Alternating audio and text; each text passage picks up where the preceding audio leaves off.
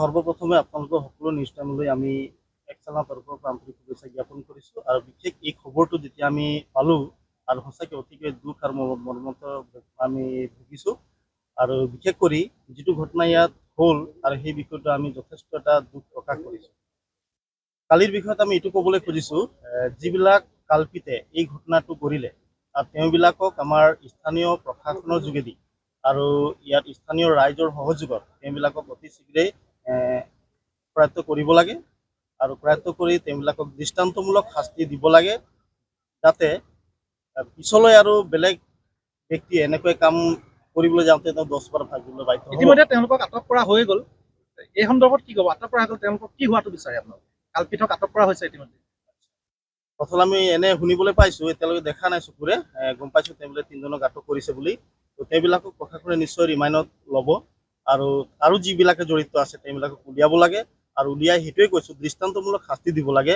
এনেকুৱা শাস্তি দিব লাগে যাতে নেক্সট টাইম আৰু ভৱিষ্যতে বেলেগে কৰিবলৈ 10 বাৰ সি ভাবিব লাগিব। কি কাৰণত এই ঘটনাটো সংঘটিত হ'ল বুলি হয়? এই বিষয়ে কথা হ'ল আমি এতিয়াতো নহয়, ইকানে শুনিছোঁ তেওঁবিলাকৰ কিবা এটা মনোমালিন্য হৈছে, এইবোৰ আমি নাজানো। তো যিয়ে কি নহওক, কথা হ'ল এইবিলাকক ধৰি দৃষ্টান্তমূলক শাস্তি দিব লাগে আৰু যাতে ভৱিষ্যতে বেলেগ লোকে এনে কাম কৰিবলৈ যাতে মানে সাহস নকৰে। আমাৰ গাঁৱৰ মাজত মানে চাবলৈ নিবিচাৰোঁ আৰু তাই পাব নালাগে। কাৰণে হ'ল বুলি ভাবে? কি কাৰণে মাৰিছে বুলি ভাবে আপোনালোকে?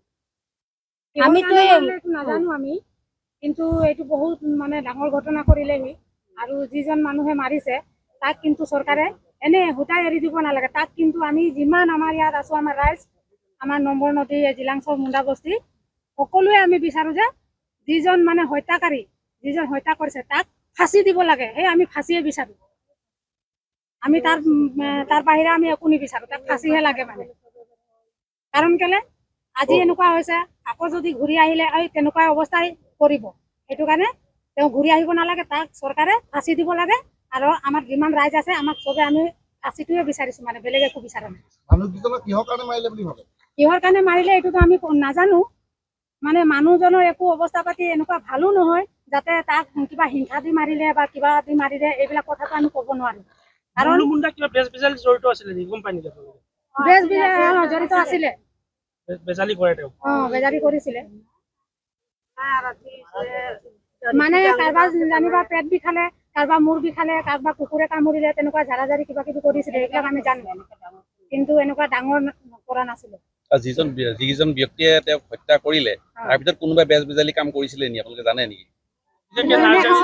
সিয়ে কৰিছিলে। এই জুবলু মুণ্ডা বুলি কয় যে, সেই তেনেকুৱাই মানে সেই যোনে মাৰিছে তেওঁ তেনেকুৱাই কাম কৰি আছে। আৰু তেওঁ আমাৰ এই জেগাৰ মানুহো নহয়, কৰবাৰ পৰা আহিছে, সি আহি পেলাই ইয়াত বিয়া বাৰু পাতি ইয়াত থাকিছে।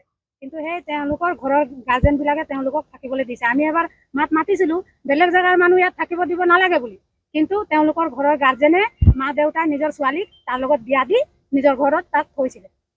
আমি কোৱাটো আমাৰ কথা শুনা নাই।